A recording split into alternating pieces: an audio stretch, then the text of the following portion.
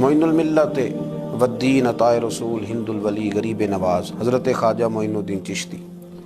رحمۃ اللہ تعالیٰ علیہ۔ خواجہ صاحب رحمۃ اللہ علیہ نے بڑی بھرپور زندگی گزاری۔ آپ کی کچھ تعلیمات عرض کرنا چاہ رہا ہوں۔ خواجہ صاحب رحمۃ اللہ علیہ نے بڑے سخت ریاضتیں کی، مجاہدے کیے، دن بھر تبلیغ دین کا فریضہ سر انجام دیتے۔ خواجہ صاحب رحمۃ اللہ تعالیٰ علیہ کے خلفاء فرماتے ہیں کہ خواجہ صاحب روزانہ اتنا لنگر پکواتے تھے، اتنا وسیع لنگر ہوتا تھا کہ جتنے مرضی لوگ شام تک آتے تھے لیکن وہ ختم نہیں ہوا کرتا تھا۔ لیکن اپنا حال یہ تھا کہ رات کی پکی ہوئی ایک روٹی لیتے تھے، اس کو پانی میں بھگو لیتے تھے، کچھ گھنٹے جب وہ بھگوئی رہتی تھی، نرم ہو جاتی تھی، پھر اس کو تناول فرمایا کرتے تھے۔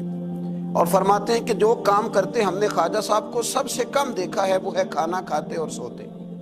یہ دو کام کرتے ہم نے انہیں بڑا کم دیکھا، اور زیادہ تر ان کا وقت عبادت میں، ریاضت میں، تلاوت میں گزرا کرتا تھا۔ 50 سال کا عرصہ انہوں نے اس طرح گزارا ہے کہ عشاء کے بعد تھوڑی دیر کے لیے، چند گھنٹوں کے لیے گھر تشریف لے جاتے تھے، پھر واپس لوٹتے تھے اور فجر تک مسجد میں عبادت کیا کرتے تھے۔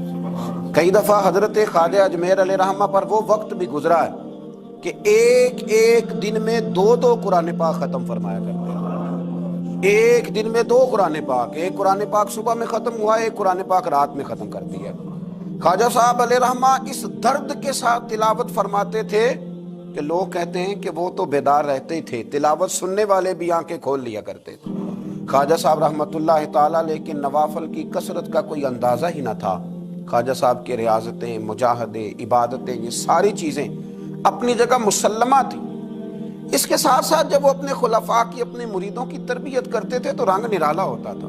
خواجہ قطب الدین بختیار کاکی رحمۃ اللہ علیہ فرماتے ہیں جب میرے شیخ، میرے مرشد، میرے ملجا، میرے آقا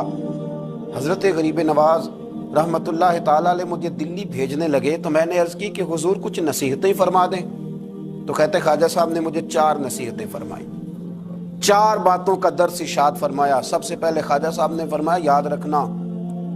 درویشی اس طرح کرنا کہ بادشاہی معلوم ہو، فقر اس طرح کا ہو کہ تم بادشاہ معلوم ہو۔ اور دوسرا خواجہ صاحب رحمۃ اللہ تعالیٰ علیہ فرمانے لگے جب کوئی تیرے پاس آئے نا تو وہ خالی نہیں جانا چاہیے، بھوک لگی ہو تو اسے روٹی ملنی چاہیے، کپڑے کی ضرورت ہو تو اسے خیرات ملنی چاہیے، علم کا بھوکا ہو تو تیرے پاس قرآن و سنت کے دلائل کے انبار ہوں، اور اگر وہ درد لے کے آئے نا تو تیرے بھی آنسو ہونے چاہیے اور سامنے والے کو وہ آنسو ہی نصیب ہونے چاہیے۔ ہر ایک کو ہر شے دے کے بھیجنا، کوئی کمزوری نہ رہ جائے۔ اور تیسرے نمبر پہ فرمایا خوشی میں تو ساری دنیا ہی ہنستی ہے، جب خوشخبری آتی ہے تو سب ہی ہنستے ہیں، پر قطب الدین میرے ساتھ وعدہ کر، سب سے زیادہ تیرے چہرے پر اس وقت مسرت ہونی چاہیے جب رب تجھے آزمائش میں ڈالے، سب سے زیادہ تیرے چہرے پر اس وقت مسکراہٹ ہونی چاہیے جب اللہ کریم تجھے کوئی آزمائش دے۔ یاد رکھنا دکھوں میں ہنستے رہنا، اس کی طرف سے آنے والی آزمائشوں کو اس کا تحفہ سمجھنا۔ قطب الدین یہ تیرا رنگ جب بنے گا تو پھر میں سمجھوں گا میں نے تربیت کی۔ اور چوتھے نمبر پہ فرمایا یاد رکھنا دشمنیاں نہ پالنا، بلکہ دشمنی کے جواب میں بھی دوستی پالنا، اس لیے کہ جو دشمنیاں پالتے ہیں وہاں بغض پیدا ہوتا ہے،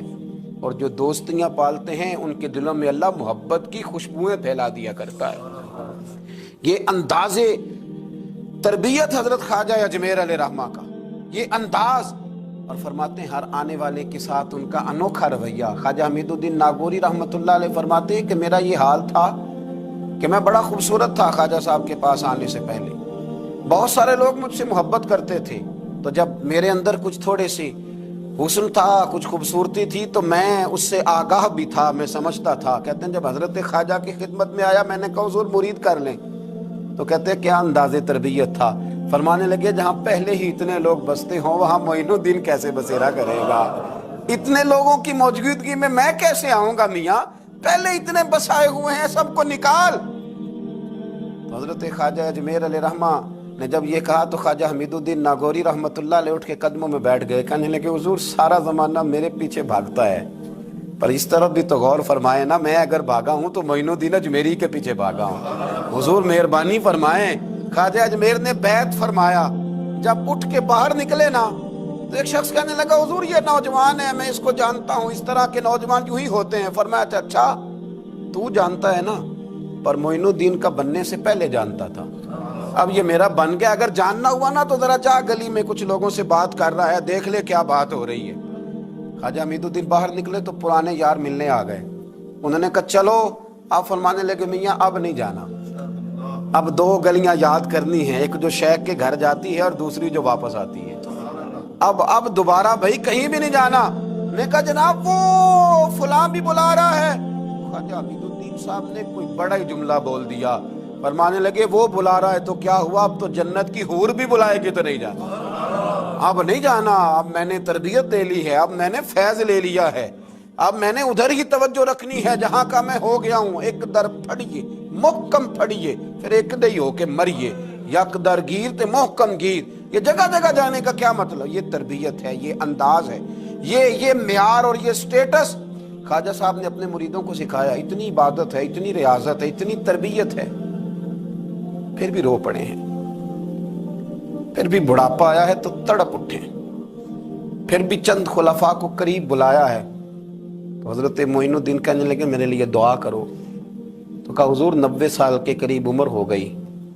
زندگی بھر آپ کو وضو میں دیکھا، حضور زندگی بھر سجدے میں دیکھا، زندگی بھر رہنائی میں دیکھا، تبلیغ میں دیکھا، خدمت میں دیکھا، لوگوں کو کھلاتے دیکھا، گھر کے اندر سے لے کر باہر تک ہم نے آپ کو دوسروں کا سوچتے ہی دیکھا، آپ نے تو اپنے لیے سوچے کچھ نہیں تو روتے کیوں ہے، دعا کیوں کراتے ہیں؟ فرمانے لگے یار زندگی پوری عمل کیے ہیں، لیکن میرے لیے دعا کرنا، کہیں ایسا نہ ہو کہ اعمال کی گٹھڑی لے کر جب رب کی بارگاہ میں جاؤں تو مالک کہے کہ عمل تو بڑے ہیں پر میرے لائق کوئی بھی نہیں، بڑے عمل ہیں پر میرے لائق کوئی ہے تو بتا۔ یار یہ جتنی گٹھڑی ہے نا اعمال کی، تمہیں بڑے بڑے حسین نظر آتے ہیں، پر ان میں سے کوئی مالک کے لائق بن جائے، میری کوئی قبولیت ہو جائے، میری قبولیت میں نیواں تے میرا مرشد اچا تے میں اچیاں دے سنگ لائی، تے صدقے جاواں انہاں اچیاں تو جنہاں نیویں نال نبھائی۔ دعا کرو، اللہ کی بارگاہ میں التجا کرو کہ میری قبولیت ہو جائے۔ انما یخشی اللہ من عبادہ العلماء، قرآن مجید نے کہا کہ اللہ کے بندوں میں سے جو عالم ہوتے ہیں ان میں خشیت ہوتی ہے، ان میں خوف ہوتا ہے، وہ چونکہ جانتے زیادہ ہیں تو وہ ڈرتے بھی زیادہ ہیں، ان کے اندر احساس بھی زیادہ ہوتا ہے۔ حضرت عبداللہ ابن مسعود رضی اللہ تعالیٰ عنہ فرمایا کرتے تھے کثرت کلام کرنے والا تو عالم نہیں ہوتا، اللہ سے زیادہ ڈرنے والا عالم ہوتا ہے، کثرت کلام والا تو عالم نہیں، وہ جس کے دل میں خشیت زیادہ ہے وہ بڑا عالم ہے۔ میرے نبی پاک علیہ السلام نے فرمایا میں تم سب سے بڑھ کر اپنے رب کو جاننے والا ہوں اور میں تم سب سے بڑھ کر اپنے رب سے ڈرنے والا ہوں، کیونکہ میں جانتا زیادہ ہوں تو میں اپنے رب سے ڈرتا بھی زیادہ ہوں۔ حضرت خواجہ اجمیر علیہ رحمٰن نے تربیت کی، لوگوں کے مزاج سوارے، لوگوں کے دل سوارے، اور خواجہ صاحب نے تربیت کی اور تربیت کے مراکز بھی قائم فرمائے۔ اجمیر کے فیضان سے پھر دلی میں خواجہ قطب الدین کا مرکز قائم ہوا، پھر اسی فیضان سے پاک پتن میں بابا فرید الدین گنج شکر کا مرکز قائم ہوا، پھر اسی فیضان سے خواجہ نصیر الدین چراغ دہلوی کا مرکز قائم ہوا، پھر اسی فیضان سے مہار شریف کا مرکز قائم ہوا، پھر اسی فیضان سے پیر پٹھان خواجہ سلیمان تونسوی کا مرکز قائم ہوا، پھر اسی تربیت کی روشنی میں حضرت شمس العارفین سیالوی تیار ہوئے، پھر اسی تربیت کی روشنی میں پیر مہر علی شاہ جیسے لوگ تیار ہوئے، پھر اسی ترتیب سے اسی روشنی نے بڑے بڑے مشائخ کو ترتیب دیا، اس لیے کہ وہ مرتب کرنے والے تھے، وہ ترتیب دینے والے تھے، وہ کام کرنے والے تھے۔ بنگلے، کوٹھیاں، جائیدادیں، مکان اور گاڑیوں کے ساتھ لوگوں کے سامنے نمودار نہیں ہوئے، وہ ہوئے تو اپنے تربیت یافتہ خلفاء کے ساتھ نمودار ہوئے، انہوں نے تربیت کی، مراکز بنائے۔ دعا کریں اللہ تعالی ہمیں تعلیمات پر عمل کی توفیق عطا فرمائے، نقش قدم چلنے کی توفیق عطا فرمائے۔ آخر